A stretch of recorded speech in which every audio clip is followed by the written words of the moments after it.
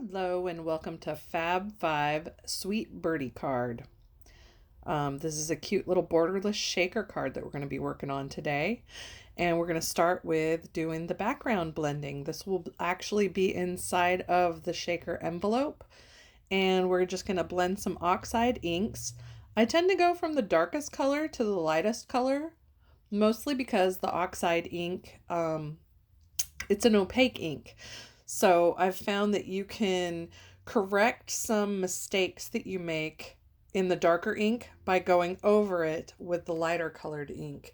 So if you get a little overzealous with the blending foam and leave a mark or a half moon mark, if you're using the circles or the dreaded square edge mark, when you get to one of your lighter colors, in this case, it would be this light blue that I'm using, you can actually kind of back up over your previous colors and it will soften them and take out those harsh foam marks. It's a really good tip.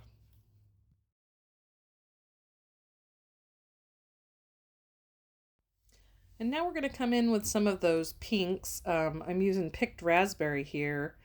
And the lighter pink is going to be the spun sugar. And when I get to that spun sugar part, you're going to notice I extend it all the way up into the blue to kind of marry the colors, bring some of that lighter speckled egg blue into almost a purpley color. I'm just kind of going for a sunset fade here. I thought it was fun. I thought it'd make a nice background for my bird.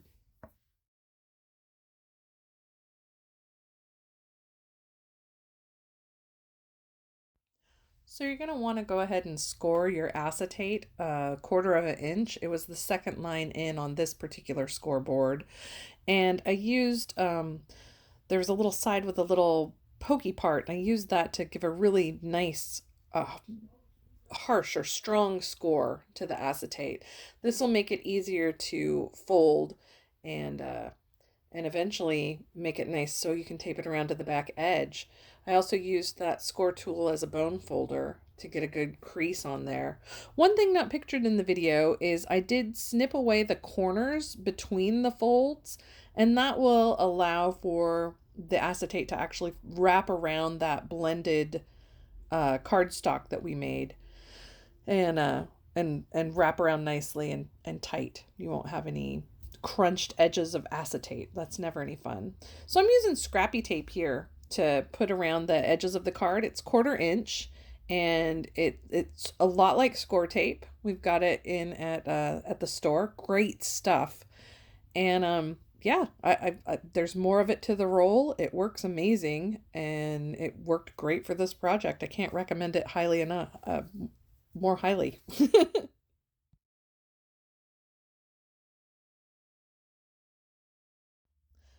So in this video demo, I went ahead and put my sparkles and sequins to fill the shaker envelope right into it before adding the back. I found that actually if you put the back in and seal 3 out of the 4 sides, it just makes it much easier to fill. But as you can see, I'm just going to remove the backing to that adhesive and squish it down. And I'm going to go ahead and just seal it up like this.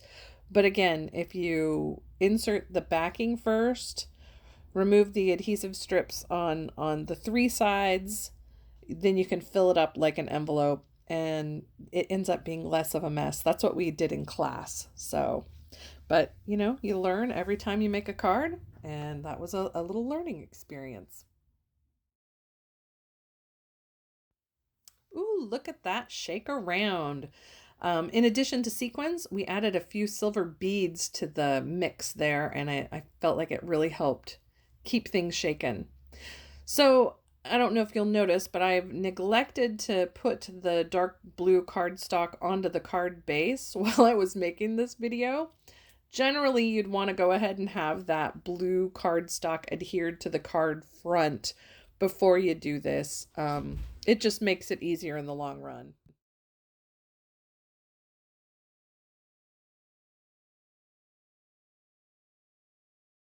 So we've got that adhered to the front of the card. Can't help shaking it around. Super fun.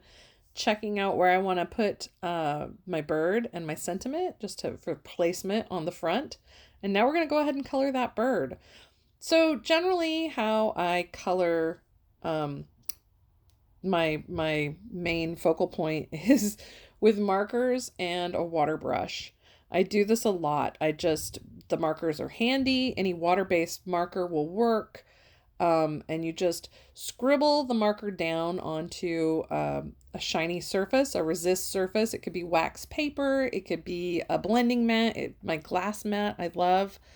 And you just pick that color up with the water brush and watercolor, essentially. You just put the color down and blend it out. The more water you add, the lighter the color will be. And while I did that first layer of light blue, I then went back and added some of the dark blue over it and just blended it into the turquoise light blue. It's fun. It's fun. It's easy. It's relaxing. You don't have to think too hard. You just color. So if you're not in the mood to watch a high-speed coloring video, go ahead and zoom forward to about 8 minutes and 30 seconds, and that'll get you through most of it.